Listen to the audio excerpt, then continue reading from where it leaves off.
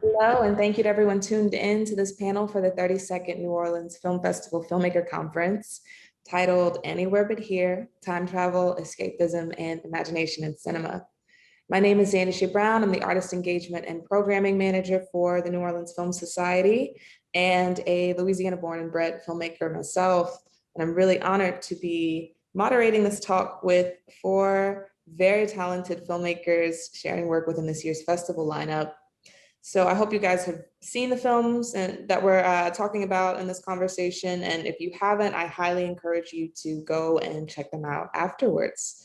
I'm joined by Joe Sackett, director of Homebody, Naures director of Habib and the Thief, Nisha Platzer, director of Viven, and Koku Musebeni, one of the directors of The Door of Return.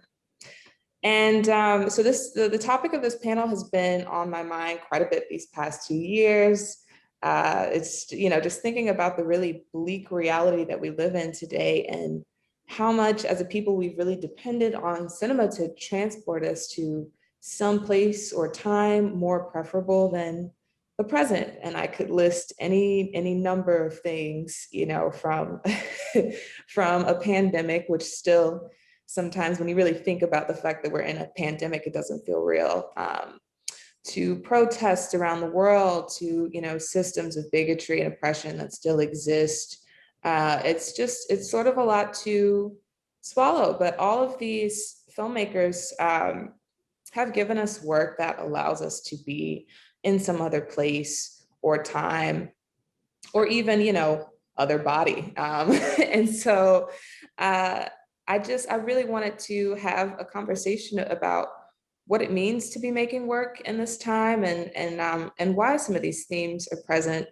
And so without further ado, we'll get the conversation started, but I'd really love to have the panelists, these filmmakers, introduce yourselves. And please tell us a little bit about your film, just for context. And I'd love to hear the seed of it. What was the initial idea or inspiration that led you to want to tell this story? And I'll go ahead and pass it over to Joe first.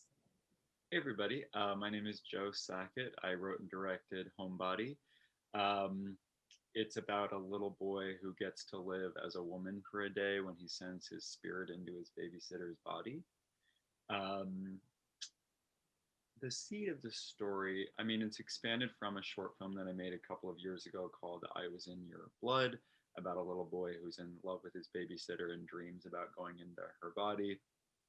And at some point I just thought, what if we did like the Being John Malkovich version of this story, where he doesn't just dream about going into her body, but he actually gets to spend a day inside of her body. And, on an emotional level, it's like very much ripped from the headlines of my own genderqueer youth.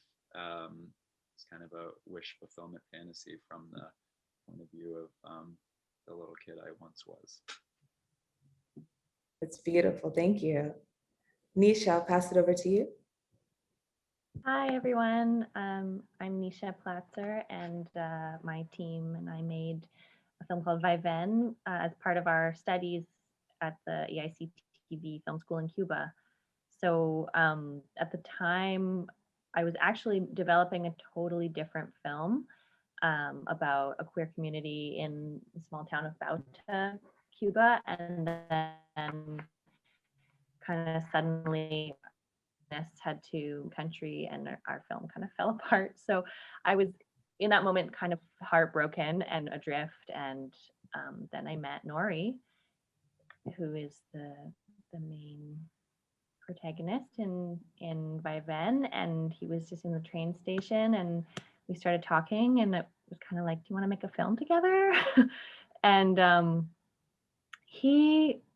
I was just so curious about why this boy would walk, more than an hour a day just to be in the train station, and what that curiosity, what that obsession was for him. And also, I think through exploring that, getting to express my own oscillation somewhat. So yeah, it's like there's something very pure about his joy that you see in the film, but there's also this kind of layer of darkness, right, that is coexisting, and those states coexist within everyone. But I think definitely in adolescence, the veneer is just a little bit thinner. So you really see those kind of complex human layers that could seem like they're in conflict, but they're really just our natural way of being, I think, that are kind of bubbling to the surface at that time of life. So I was, just wanting to be guided by him in that exploration. Very well put, thank you. Koku. Yeah, hello, my name is Koku Musebeni. I'm the director of The Door of Return. And yes, at first it was clear to me that I wanted to make a film about racism. And our second film at the University of Television and Film is always a film that two directors make together. And for me personally, it was important to find a person who has this empathy for discrimination. And Anna, I'm still studying with her at the University of Television and Film in Munich. She definitely was. Anna came to Germany with her parents in 2002, and she herself experienced anti-Slavic racism. And then the point came that we first wanted to make a film about inherited trauma. And yes, then came the moment of the petition against the N-word here in Germany, because there was a politician who said the N-word, and the court gave him the right that he could say it. And so all of the Black people in Germany were like, what the fuck? he can say the N-word. That was for us the point to make this movie about the N-word. And yes, now it was a long journey, and now it's a hybrid form, documentary and fiction. In the documentary part, we have the topics of Afro-German history, the N-word, and Black Lives Matter. So, and in the other part, the fiction part, it's a future on Saturn, where two sisters are watching a big movie, a big wall, a big screen, where they're talking to 2020, and they're seeing how the people living in our time, and they live on Saturn without racism, capitalism, and sexism. Yeah, and that's our movie. And they can travel in time, and yeah, it's a hybrid mixture form. Thank you so much. And last but not least, Naures. Hi everyone, my name is Naures Sager, and I'm a filmmaker in Sweden with Iraqi background. I've made the film Habib and the Thief, which is a love story between two Arabic men. And it starts out as a very fun, entertaining comedy, very lighthearted, and we get to see these two guys bickering back and forth, and they have this little sexy police and thief game going on. And slowly actually very abruptly, the film transforms into something much darker when they take a cab ride home with a homophobic driver. So we get to see a different reality, that they are put to the test, and they have to really help each other out of that situation. And basically, it's a lot of it is everything I write comes from just past experiences in my own life and things that has happened, but I package them in a enhanced way. And this particular incident in the cab has happened to me, but not as violent as in the film. So everything leading up to it, the conversations and everything is from a past experience. And yeah, I just wanted to portray something how, you know, life can go from being so much fun and fabulous and happy to going from one extreme to another so quickly.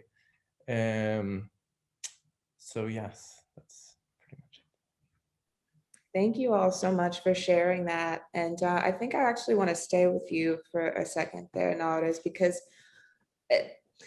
your film plays out so much like a modern parable. You know, it feels like storytelling in this really rich way. And like you said, it does very quickly turn. We kind of get to live in this dream world for a second and enjoy the romance that's happening between these two people. And it felt escapist to me, you know, just seeing that party atmosphere again after being deprived of it for such a long time, or, you know, having to attend parties now. There are lots of measures you take in large gatherings and things like that, but just seeing people effortlessly sort of fall for each other in this really beautiful way. And then there's this pivotal moment in which they encounter homophobia that turns very, very dangerous for them quickly. But I wanted to ask you about what inspired the creation of the setting, the party itself for you, and because you talked about it, you know, you talked about the conversations and everything leading up to that moment and the moment itself as coming from memory. But I wanted to ask if in this party, was this your way of, you know, creating something of a safe space for these two lovers to exist, or was it creating on screen the spaces that you've known in real life? Like what went into that process? I would say it's somewhere in between reality and a creation, because I had a very strong vision of how I wanted this party scene to play out. I wanted it to be a safe space where we celebrate diversity and inclusion, and just let Middle Eastern people for once be open-minded and have fun and loving, and, you know, so just a major celebration. And the theme of the party was Middle East Royale, Sexy Queer Edition.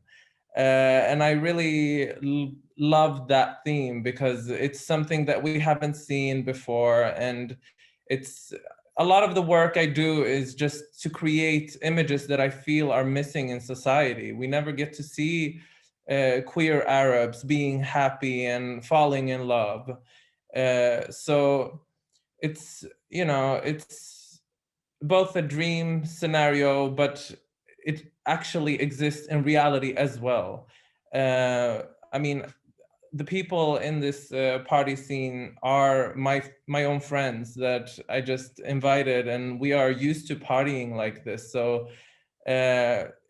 I mean, of course, it was a much bigger venue and everything, and there was a lot of time put into the outfits and the music we created from scratch. It was very important for me to have Arabic dance music that was happy but also had a queer message. So I took it upon myself to create a queer Iraqi anthem where I'm basically singing that it's called Maku Mithli, which means nobody's like me. And it transforms into singing I'm like me, which in Arabic means I'm gay. So it was there was so much going into this party scene that I just needed it to be perfect in any way, all the way possible, pretty much. It really felt like that. It felt like a breath of fresh air to just be able to live in that world for a little while. And it was sexy, you know, you really created like a sexy, like fun atmosphere to exist in. Thank you for sharing that so much. Joe, I'm gonna come back to you. I'm gonna talk about Homebody. And so in Homebody, our young protagonist, as you said, finds a way to inhabit the body of their older babysitter and live out a new experience. And it's such a sweet film in that it offers something unique to a coming of age story by, focusing on the curiosities of children and who are already having questions about their bodies and their experiences and what it could mean to, live out something different. But I'm really interested in your general decision to have a young boy so desperately want to walk in the world as a young millennial woman in particular, and what went into that decision in your story. Yeah, totally. I would love to answer that. I'm going to close my window just because it's noisy in Bushwick. So yeah, like I said, this is very much inspired by my own youth. I'm queer, but my youngest memories of like crush energy were on like very femme actresses. I'm thinking like Winona Ryder in Edward Scissorhands, Liv Tyler in Empire Records. I was like obsessed with these women. I wanted to be them. And so, this idea of like going into an older woman's body is like very much a wish fulfillment fantasy from that point of view. And, very much comes from that like childhood desire. Yeah, and this is a movie with femininity on its mind. It celebrates femininity. And I wanted, for instance, when in the third act, Johnny in Melanie's body goes into the home birth sequence, I wanted the mother giving birth to have a female partner. I wanted, of course, like the midwife to be female. I wanted that space to be very femme and very queer, in the same way that I wanted the movie in general to be very femme and very queer. And another crush I'm remembering is like Ariel from The Little Mermaid. That was like very formative. I'm not sure if I answered your question, but I got to talk about the things I wanted to talk about. Absolutely. No, absolutely. I think, and there's such a tenderness, and you can see that admiration at one point in the film where he's the little boy's delivering this like really strange internal monologue of how he wants to be digested by this woman so that they're forever, and but it's very sweet. And yeah, it's sweet and innocent and just really charming to watch. A very different type of coming of age film. Yeah, thank you. No, and that moment in particular, it was very much, the idea was like a little kid trying to understand this like new overwhelming desire in the terms that like a fourth grader would, which is like the basics of how the body works, with something like digestion. And yeah, thank you. Yeah, thank you. Thank you. And okay, Nisha, and Viven lets us follow a character who's really deep in imagination and walking through this train station in the Cuban countryside. And it's such a quiet, meditative watch, which I appreciated because one, it kind of, forces you to go through that process yourself while you're watching the film. But there's also a boundary in place, I felt, between the viewer and the character, which I really appreciated as well. We can infer what they're imagining or feeling, but we can't know for certain. And as a result, it activates, the imagination of the viewer as well. And so I wanted to hear more about what journey you were hoping to take the viewer on with your film. What emotional journey, I guess.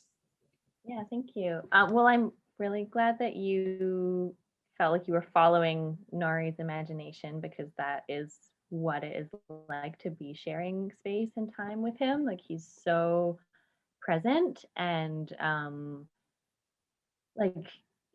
this was a really, really challenging shoot. Aside from what I explained before about kind of having to change films very, very close to, when we were going to camera, it was also, at the time, Cuba was going through a really significant fuel shortage. So it was like very reduced transportation across the country. People were stranded. There's like shortages of food and water and power cuts many times a day. So it was just, everybody was under huge constraints and we're still trying to make this movie. And so, you know, like my team and I kind of putting together our thoughts and kind of like deciding what we're going to do next. And I'd look over and there's Nori like playing with the flashlight on the wall or like making sounds while he's putting his ear to the ground. Like just the whole station became his playground, and he just was, you know, you just always look over and he's doing something that's just so joyful and playful. And you know, I was so interested in just how he entertained himself and just like found beauty everywhere. You know, he was 18 when we made that film. He seems like quite a bit younger to me and to most folks, but I think there's like, yeah, nothing was ever divulged to us in any kind of explicit way about like if he falls somewhere on the spectrum, perhaps it's been alluded to, but nothing was ever, you know, made clear to us. So it was kind of just like this huge privilege to get to meet him and get to be welcomed by him and kind of get to have a glimpse into his world. And like, I guess there's like this sense of waiting that I felt was permeating the whole country, and like for me I really related to in terms of my own adolescence. Like there's always, you're just a teenager, it's like you're waiting all the time for like a bus or a ride or your friend, or like there's just this constant kind of sense of elongated time. And yeah, I think that is very adolescent, and it is also very you know, like just goes hand in hand with uncertainty in this way that I think he really embodied this like kind of dancing a line between uncertainty being full of possibility, but also unnerving or anxiety inducing. And there's kind of always this, so that's actually the title of the film, Viven, means this kind of swaying motion. And that's really, we took a long time to find a title that fit, and finally landed on that. And I was like, yeah, that works. But I didn't use sway as the English title because that feels a lot more innocent and a lot lighter, whereas I think Viven has a darkness to it that fits Nori's personality more. So yeah, I don't know, that's kind of a little bit what you were asking about. But Absolutely. Yeah, you used the word playful, which as soon as you said it, I was like, of course, that's the word. It's a really playful, curious, imaginative energy that he carries with him. And he does read as younger, but in a way that, you know, I don't think that I questioned as much, you know, whether he was on the spectrum or some of these other things. I just, more than anything, I was like, I want that same playfulness and curiosity for myself when I'm in these spaces of waiting. So yeah, it's very, very beautifully put. And the title, wow. yeah, absolutely. That, like, just that sense of waiting and it not being exasperating all the time is something I learned so much about, especially at that very time in Cuba, because people would be like, you know, lining up for a day or more to try and get gasoline for their vehicles, for example. And it's like people are lining up, like their cars are lined up and they're like out on the street dancing. So wow. It's still a party. There's still joy in the air. There isn't, you know, I can't imagine that happening in North America, and there not being like fights and impatience, and, you know, it's just a really different way of dealing with struggle, I guess. That sounds very much like Cuba. To turn it into something of a celebration or a moment of joy. And Koku, I wanted to ask about the Door of Return, which, you know, travels audiences far into the future and lets us take a look at ourselves from the eyes of our descendants, which is, you know, within itself very powerful. from our descendants centuries from now on another planet, on Saturn, you know, after so many of the evils of the world that we understand today have been conquered. And this film has so much to say about the present, this time being a pivotal moment for the future. So what I want to know, what influenced your decision to set the characters of the film who are watching everything play out on the screen, to set them in this particular place and time? And you're gonna want to come off mute really quickly. I'm so sorry.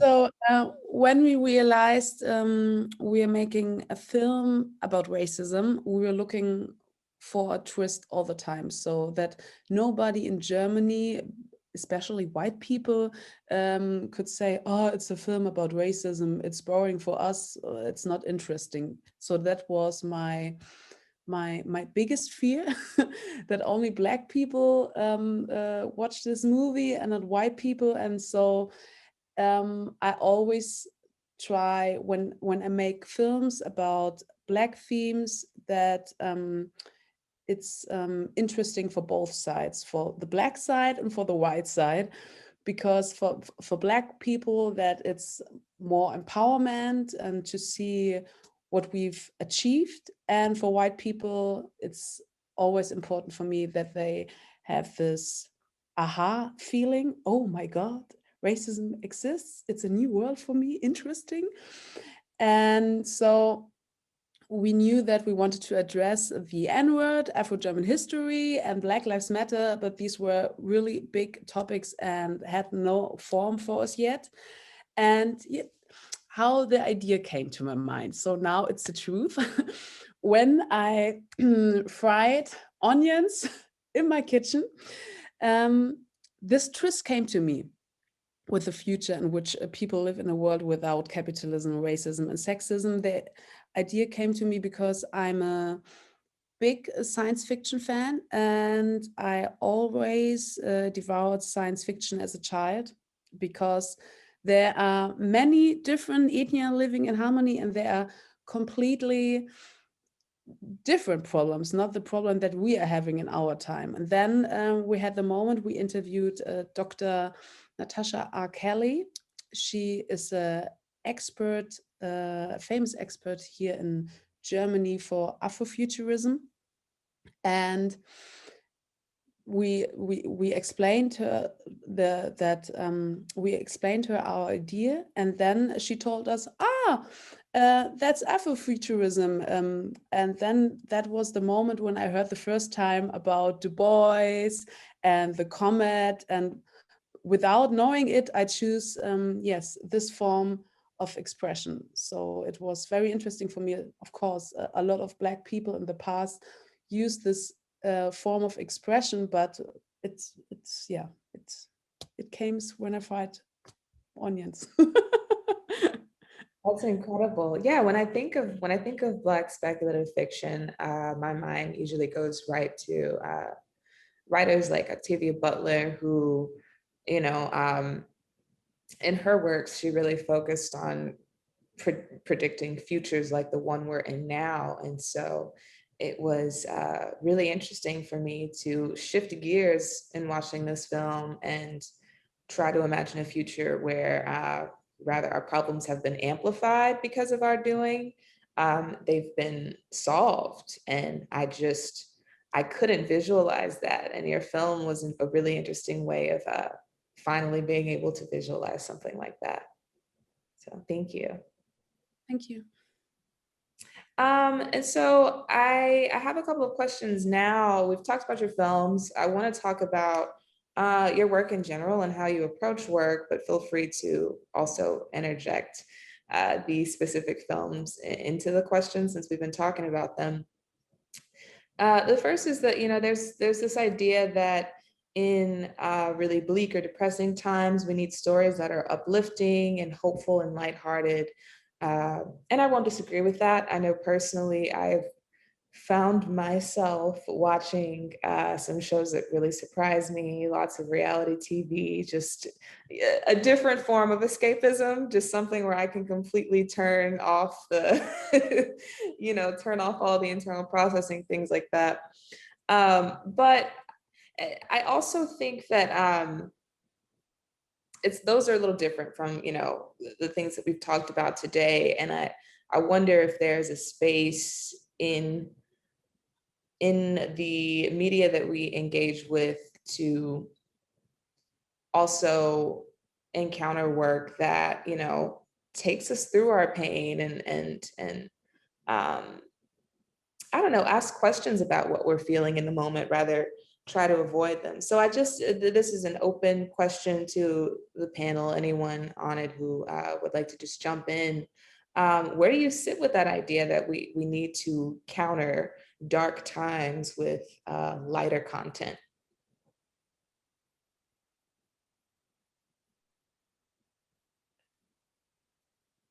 I can go. Sure. I mean, I think we need both. I think we need both these moments where we can just escape and go into something very light and hopefully happy. And also, of course, some more important work. But for me, I'm always like struggling with that, because I always want to make comedies and I want it to be fun and light and, but then I'm often reminding myself that there are some important issues that I also want to address. So I try to like combine the two worlds. And often it's very hard to do that, because as soon as you start developing a film about a more like serious topic, that topic takes over more and more. I feel like the drama is because especially when you're in talks with financiers and people, and everyone is constantly pushing towards the dramatic side, and that we need to like explain it more and go into depths, and what did his mom think about that, and why did this happen, and it's always, so it kind of kills the comedy, I feel, a lot of the times. So for me, it's always like a constant battle between comedy and drama, and how to find a balance in that, because for me, it is more important. I mean, for me, comedy is extremely important because of just wanting to make people laugh and share some happiness. But yeah, it's, just a constant struggle, I feel, making films. Yeah, it feels like a really delicate balance, like you said.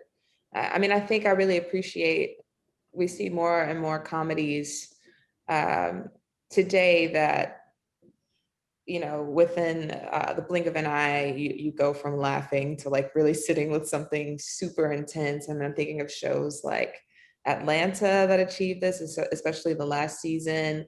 And it's happening in plenty of films too, but that, the stakes in comedy are being raised, and it's a really interesting thing to see play out. Yeah, I like to think of it as, it's never really one or the other. There's light in the dark and there's dark in the light. And similarly, like Viven was made as a documentary, but it often gets taken as a fiction. And I think there's fiction in documentary, as well as there's always some kind of documentary happening in fiction as well. So I just don't, yeah, I think that having the like coexistence of those opposites really helps us relate to stories, and more, as much as there's a need for just escapism and joy and hope, for me it's more of a need for seeing humanity and seeing human integrity and feeling connection in whatever media I'm consuming right now, or just, like we're so isolated that just having that connection and feeling like, oh, that's what somebody else is going through, and it might be completely different than anything I've ever experienced, but there's some nugget of relatability, you know, even if it's far-fetched and it's like in the future and it's sci-fi, it's you know, and obviously what's relatable to one group of people is different than what's relatable to another. So having like a huge diversity of perspectives is like, finally we're starting to see more. But yeah, I think just that need for connection and humanity is what I'm really craving. Yeah, I really, just to jump in, resonate with everything that's been said so far. I think it's very true that there's always, you know, some light in shadow and shadow in light. And, you know, there is value in the escapism you get from a happy movie. There's also value in the catharsis you can get from a sad movie. There's also value, I think, in, you know, the fear you can get from a horror movie. This is top of mind because I just saw the 25th anniversary of Scream a couple nights ago. There are a few moments that don't really hold up like post Me Too, but otherwise it's fantastic.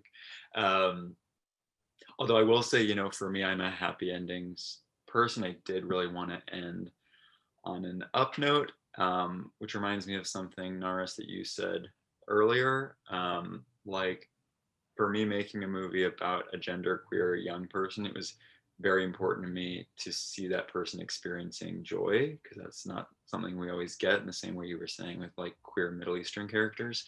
I feel like our generation grew up with like a queer cinema that was pretty steeped in trauma and struggle, and like it's important to look at those things too. But yeah, I wanted just a queer little kid to like have a fun day, you know? Absolutely. Yeah. And hearing you talk about horror films and, you know, the value of fear, the value of all the emotions that any genre of films can bring out. I mean, that's why we watch it, is to have that, you know, emotional exchange with the film. But something that interests me in particular is like this idea of horror and Black horror in particular, which is sort of my realm in filmmaking. That there are a lot of complaints about it being linked to the traumas of racism. And, you know, at times I have those same complaints as well.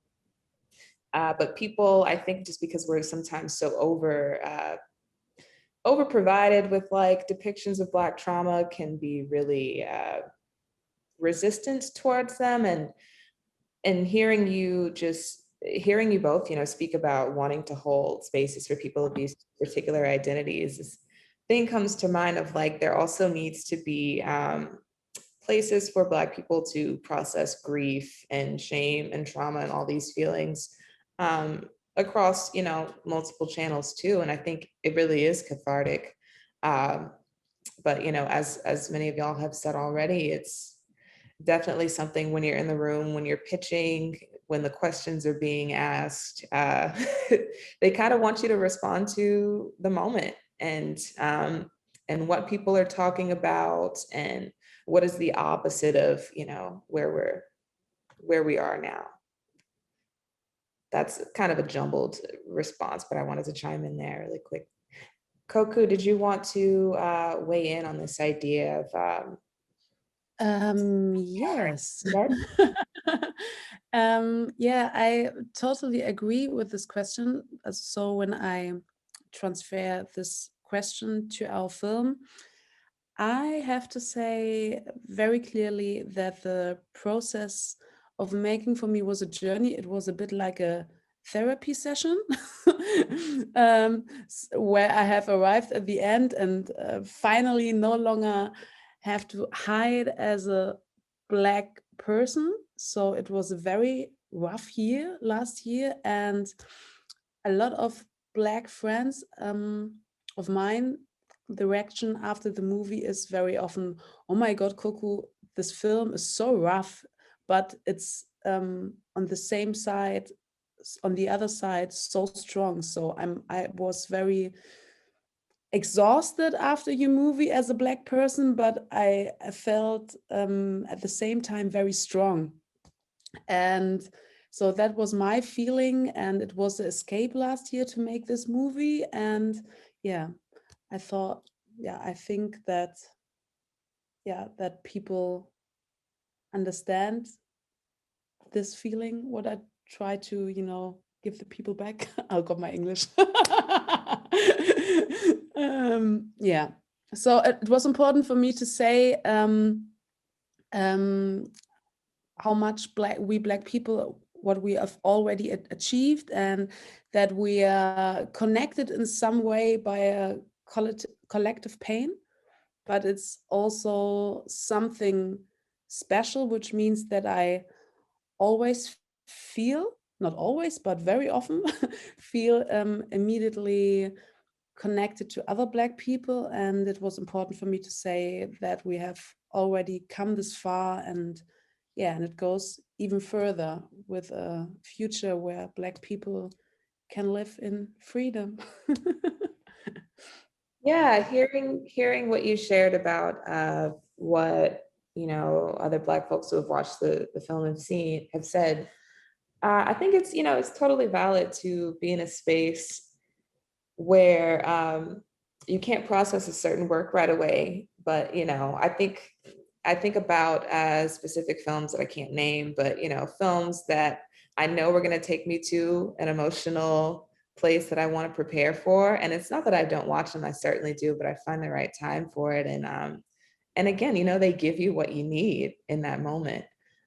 So that's such valuable, interesting feedback. And I'm sure that everyone has such a different experience watching The Door of Return, you know, based on where they are in their life and who they are, you know, how they identify, all those things.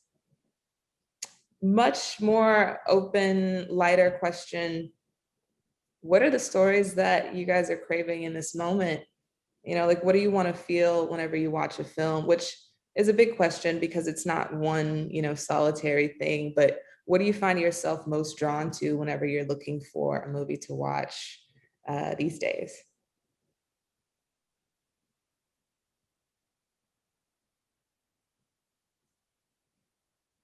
You know, Naures? no, Naures, you go. I didn't say anything. Oh, okay. You were started. No, I was gonna say, for me, this kind of goes back to what we were saying a few minutes ago about, you know, feeling the full spectrum of emotions. I feel like it's not so much what I want to feel in terms of a specific feeling, but that I want to feel. And that, Nisha, reminds me of something you said earlier, just like about feeling connected. Although I will say the last two movies I have seen shared kind of a lot of DNA in common. I saw this movie T10 and then Lamb, both of which kind of like look at motherhood in really interesting ways, but more generally just ask a lot of really provocative questions and like inspire long conversations after a movie, which is always nice, you know, when something gives you something to chew on and talk about. I also, though, have been rewatching 30 Rock, which is not really about conversation. It's just about like feeling good. So I relate to what you were saying earlier, Zandashé, about just needing some like reality TV, whatever, to turn the old brain off. I'm really excited to see T10 and Lab because I've heard so much about both of them. I'm also very intrigued by this the new films that are lamb and pig and cow and just the kind of barn theme here, but that's maybe for a different panel. Let's save it. Love to hear from someone else.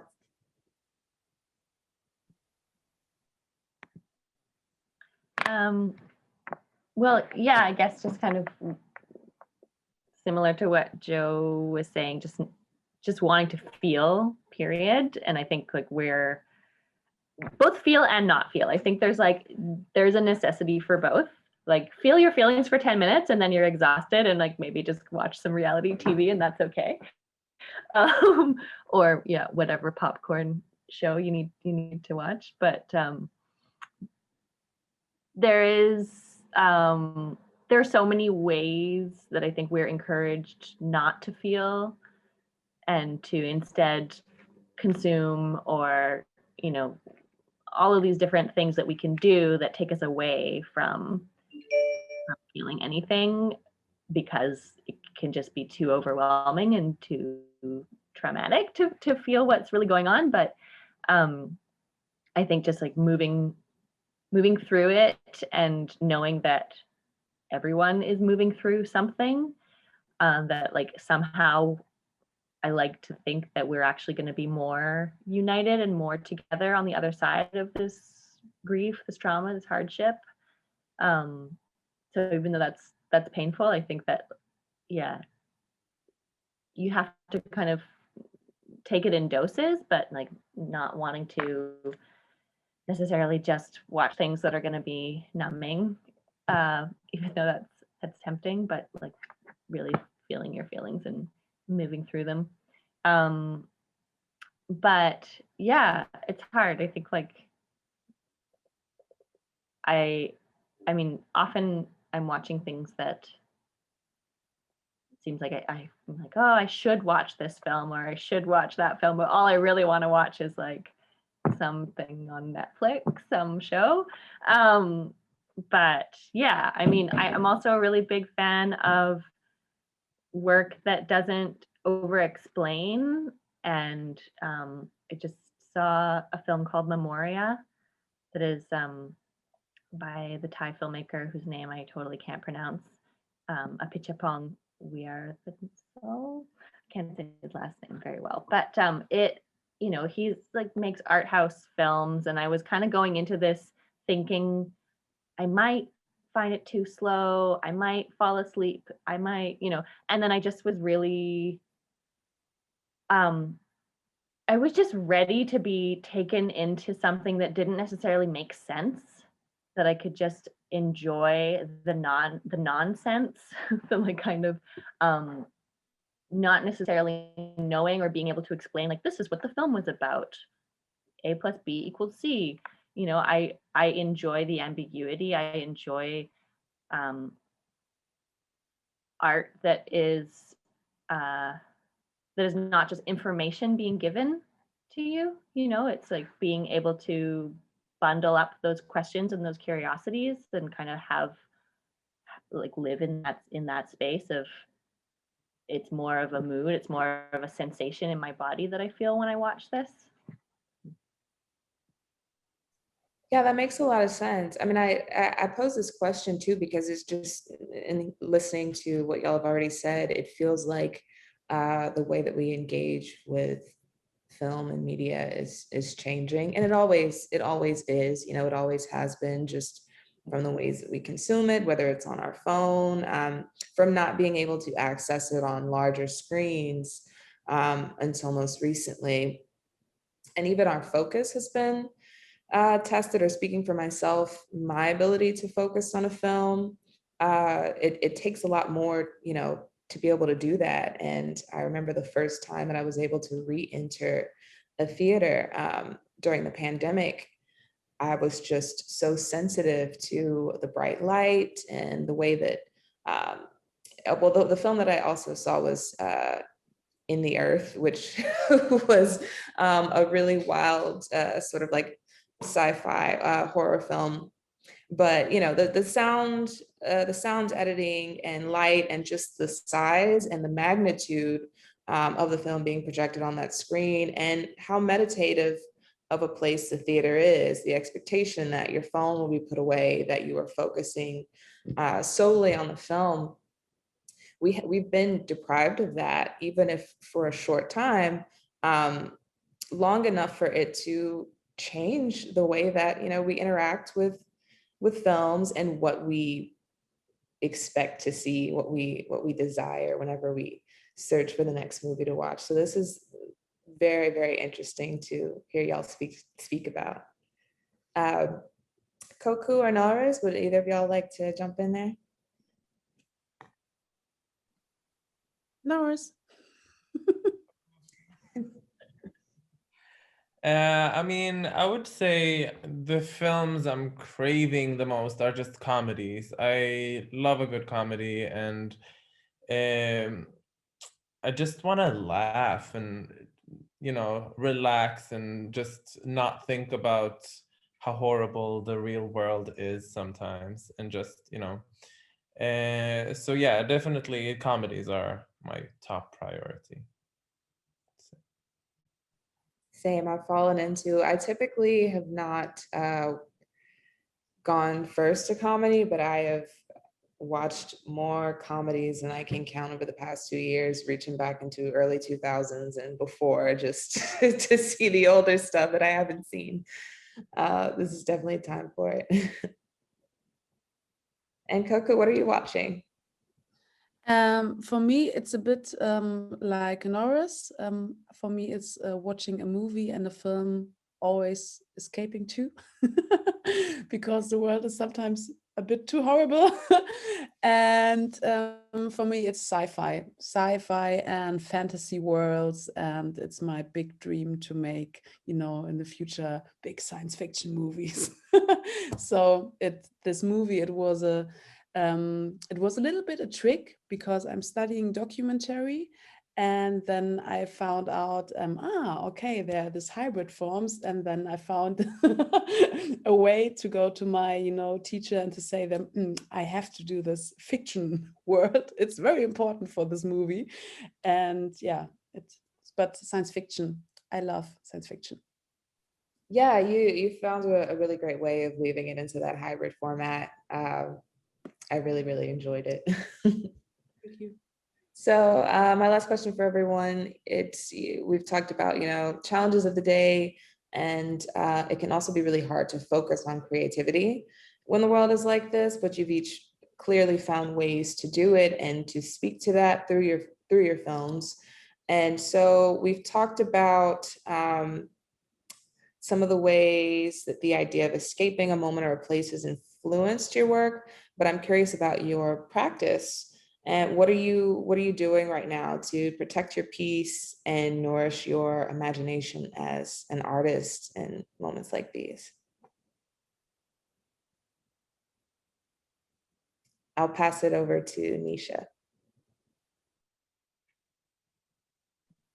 Okay. Well, yeah, I think it's hard right now to feel like what you're doing matters. At least for me, I'm feeling, like, yeah, in the grand scheme of things, like, why does this particular film matter? And I need to escape into nature as much as possible and like away from screens as much as possible. And I feel, hugely grateful to live in a place that has a lot of, nature is quite easily accessible here. I'm on the coast, on the ocean, and there are mountains and forests, and it's beautiful. But there's, also within creative work, like finding a way to, whether it's like just taking your notebook to the park or a cafe and like not writing on your screen for a moment, like doing something that is, I guess some people find the screen a creative experience, but I find it, it takes me away from that somehow. So I really I like to write by hand, or I'm part of an experimental film collective here in Vancouver, and we have a shared space that has no internet, and has a dark room and old film equipment, and that's really satisfying to me to be able to work in a tactile way with the film. So, and then the other thing I would say is just like, I find it really comforting and grounding to just in some small way create sanctuary wherever I go. And often that's while I'm working, it's just like, okay, light a candle. And, whatever it is that makes you feel like you can exhale a little bit, having plants, things like that, just to, I think break away from the constant admin, managerial, like things that you have to do as an artist, as a filmmaker, is like 95% admin work. Sometimes it feels like like for the 5% of the times when you're like, I'm living the dream, this is it. But just really holding on to those small things that make you feel peaceful, I guess. That resonates a lot, getting away from the screen, going out into nature. I've been trying to do morning pages in parks and outdoor settings as much as possible. recently heard the word leaf peeping or the term leaf peeping, you know, things like that, or forest bathing, and all the ways that people are trying to get back into nature as a means of, you know, healing and restoring creativity. Naures, what does that process look like for you? The opposite, I would say. No, but I mean, I live with my boyfriend in this pretty big apartment that we've had a lot of time just decorating and creating our own little paradise in. Me and him and our little dog. So I think my peace comes from that, just having this safe space and having this very like really fun home where we have, you know, toys everywhere and dolls and, you know, just basically that. And, you know, working from home and doing what I love is already like good enough, and it makes me kind of even forget the outside world. I mean, we live in the middle of the city, so every time I go out, I'm reminded of the outside world, because we live so much in our own little bubble that we tend to forget the outside world, I guess. But basically that, and also just when the time comes and as soon as I have the chance to, I love partying. So that's another thing I do prioritize a lot. It's my way of just meeting people and saying stupid things and doing things and, you know, going wild out there. And it's kind of gives me inspiration and keeps me going. So parties and big cities and apartments. Two sides of the spectrum. I love it. That's really incredible, though. You're one of few people that I've heard say that they've successfully made a sanctuary out of their home. I mean, you know, I think for a lot of us, the beginning of the pandemic was an opportunity to do that we looked forward to. When it from conversations with a lot of people, it feels like it's become a prison to so many, in that it's been a workspace and one that has had to transform into a rest space, and that lines are blurred. But to make it fun, I mean, just is what I'm hearing from you. That just sounds so obvious, but yeah, it's really profound. Start by painting the walls pink. Step one, paint the walls pink. Joe, what are you doing? I don't know if I'm doing enough. So I am in New York, which, yeah, talk about being in the middle of this city. But during the pandemic, I was back in Portland, which before this, Nisha and I were just saying, you know, she's from Vancouver. I'm from Portland. We're all part of like Cascadia, which does have like really great access to natural spaces. And like pretty much every day for the first couple months of the pandemic, I would go and take a forest bath, like you said, do like truly a 4-hour walk in the woods. I've just never felt better. I was like, I need to build a life for myself where I can just go and walk in the woods for multiple hours every day. I'm not doing that right now. And I miss it. So yeah, work in progress. I don't know, TBD. And I don't know if I have full clarity on the concept of forest bathing and how it's different from hiking. Is it like a thing of intention, or like what's the separation there, or time? I'm actually not the person to ask. Go for walks in the woods, and much later I read the term forest bath and I was like, I think that's what I've been doing. That's what I've been doing.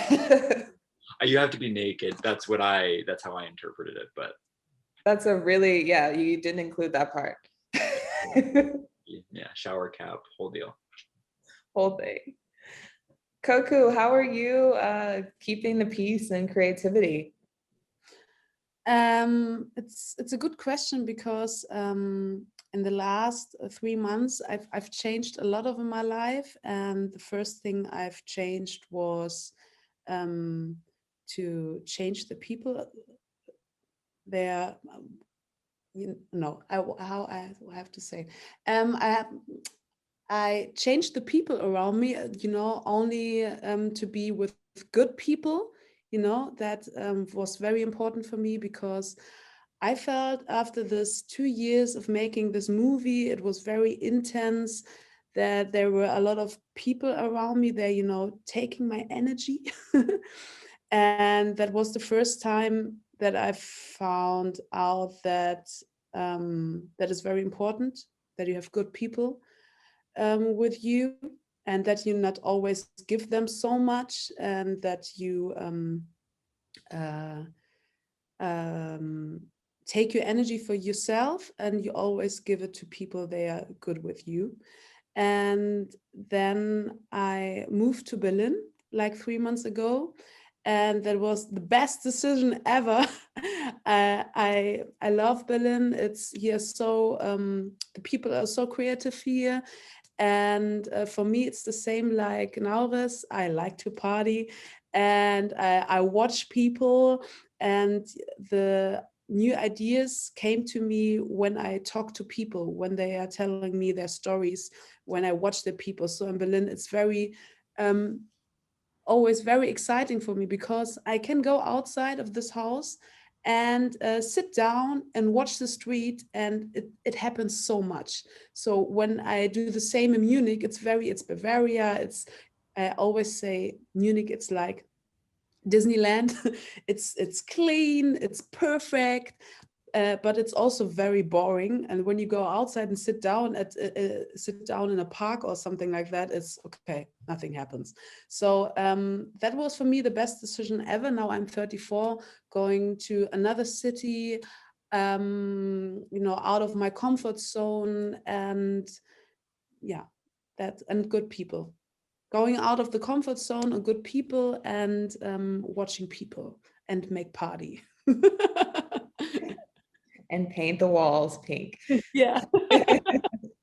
That community part is huge, though. I think a lot of people have been reassessing their relationships over the past year. So I picked up a book called How We Show Up by Mia Birdsong, that just looks at different levels of community and how we can be more intentional about that. And I find that it really does impact your creative practices. And it talks a lot about how I think in America, at least specifically, we have this culture around individualism that can be toxic and just isn't effective. This idea that we're expected to carry the totality of everything in our lives on our own without relying on other people.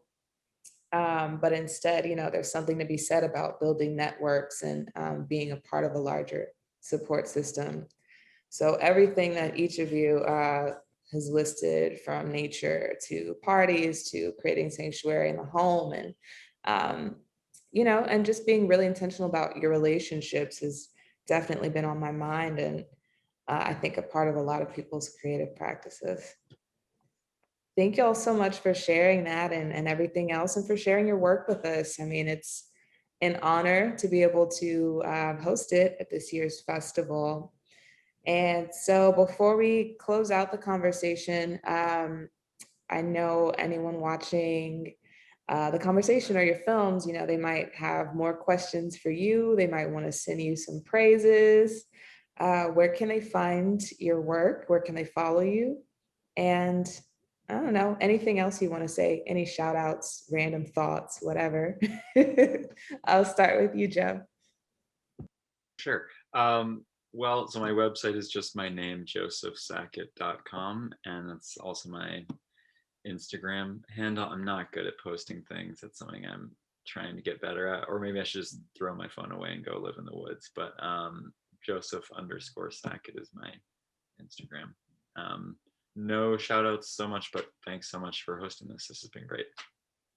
Thank you. Nisha? Yeah, I'll just shout out to the people I made this film with, my cinematographer, Maria Gracia Goya, and sound designer, Nayuribe Montero Jimenez, and editor, Angel Suarez, because I think it's still kind of astounding to me how much like the director always gets to talk about the film and not really the rest of the people who made it. Because with all of my films, and definitely with this one, it was like we very much made this together. Like there's no way that I can say I made this film by myself, like not even a little bit. In fact, like the four of us are credited as screenwriters on it, which was really important for me. But yeah, anyway, just that they are hugely talented and skilled individuals who brought so much to the project. So and you can find me, I'm on the Instagram at Melodious Image Film, Melodious IOUS, and then Melodious Image on Twitter, and I think on Facebook it's also Melodious Image. But yeah, Nisha Melodious Image is kind of the moniker I go by. Sweet, and thank you for those shout outs. And Koku? So I make it short. You can find me on Instagram. Koku Musebeni. Beautiful. And Naures? I'm also on Instagram, Naures, my name, and then I have an account for my production company, The Uneven Film. We also have a webpage, theuneven.com, a YouTube channel where you can see me do some crazy stuff. But yeah, pretty much that. And thank you to the festival. It's been really a pleasure. Thank you so much. I wish Yeah. we could be you. there. Thank you all. We're super